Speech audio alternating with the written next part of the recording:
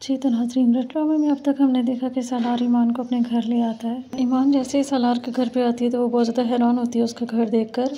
सालार की अम्मी इस बात से काफ़ी ज़्यादा नाराज़ होती है और वो उसके अब्बू से इस बात पे बहस कर रही होती है कि उन्होंने क्यों ईमान को लेकर आए अपने साथ। लेकिन वो उनसे कहते हैं कि सालार बुज़दिल है, उससे कभी भी दबाकर उससे अपनी बात मनवाई जा सकती है। फिर सालार जैसे ही अपने मामू से मिलता है तो वो उसे तलाक के पेपर्स देते हैं और वो उससे कहते हैं कि पेपर्स के ऊपर साइन करो और इसको दे दो अभी के अभी। सालार उनको वो पेपर्स वापस कर देता है और उनसे कहता है कि मैंने ज़िंदगी में पहली दफ़ा अपना कोई फ़ैसला लिया और मैं अब इस फ़ैसले से पीछे नहीं हटूँगा। फिर इसके बाद वो ईमान से बात करते हैं और उससे कहते हैं तुम्हें जो चाहिए और जितना पैसा चाहिए तुम मुझसे लो, मैं तुम्हें देने को तैयार हूँ, लेकिन बस तुम सालार को छोड़ दो। ईमान उनसे 2 दिन का टाइम लेती है सोचने के लिए। फिर ईमान सालार से पूछती है कि ये सब क्या है और उसने ये सब क्यों छुपाया, और वो उससे कहती है कि लोग अपनी गरीबी छुपाते हैं, तो जब वो इतना अमीर है और उसके पास सब कुछ है तो वो क्यों छुपा रहा है ये सब कुछ। इस सब के बाद सालार उससे कहता है कि हाँ ये सब कुछ ज़रूर है, लेकिन इस पे किसी भी चीज़ पे उसका इख्तियार नहीं है, और साथ ही साथ वो उससे कहता है कि इस घर में कोई भी उसका अपना नहीं है। फिर ईमान पानी पीने के लिए किचन में जाती है तो वहाँ पे सालार की अम्मी आ जाती है और वो उससे कहती है कि तुमने ये पानी क्यों पी लिया, इसमें तो जहर था।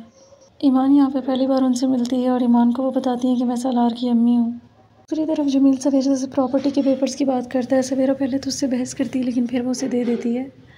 फिर अगले दिन जब ईमान ऑफिस के लिए तैयार होती है तो उसका नाश्ता उसके कमरे में ही ले आते हैं, लेकिन ईमान उनसे कहती है कि नाश्ता डाइनिंग टेबल पे लगा दो, जहाँ पे सब नाश्ता करें, मैं भी वहीं पे करूँगी। ईमान जब वहाँ पर जाती है तो सब उसे वहाँ पर देखकर बहुत ज़्यादा हैरान होते हैं। साथ ही साथ ईमान वहाँ जाते ही अपनी प्लेट अपनी सास के सामने रख देती है और उनसे कहती है टेस्ट करने के लिए। वो उनसे कहती है कि रात आपने कहा था कि पानी के अंदर जहर है, तो क्या पता खाने में भी जहर मिला हो, इसलिए पहले आप चख कर बता दें। साथ ही साथ वो सालार के मामू से कहती है कि इन्होंने मुझसे कहा कि आपके पास मुझे देने के लिए कुछ नहीं है, तो जब आपके पास मुझे देने के लिए कुछ नहीं है तो मैं क्यों सोचूं कहीं जाने के बारे में। फिर वो उनसे कहती है कि वो उनसे अकेले में कुछ बात करना चाहती है, जिसके बाद वो उठकर रूम में चले जाते हैं। सालार जब वहाँ पे आता है तो वो ईमान और उनके मामू को देखता है एक साथ, और वो समझता है कि शायद ईमान ने उनकी बात मान ली है, जिसके बाद वो ईमान से कहता है कि ईमान ने उसका मान तोड़ा है। ईमान सालार को कोई जवाब नहीं देती। उसके बाद वो अपने अब्बू की तरफ आ जाती है उनकी खैर खैरियत मालूम करने के लिए। थोड़ी देर बाद सालार भी वहीं पे आ जाता है और वो ईमान से कहता है कि ईमान बस थोड़ा सा उसका भरोसा कर ले और वो ईमान के साथ है, चाहे ईमान जो भी फैसला करे।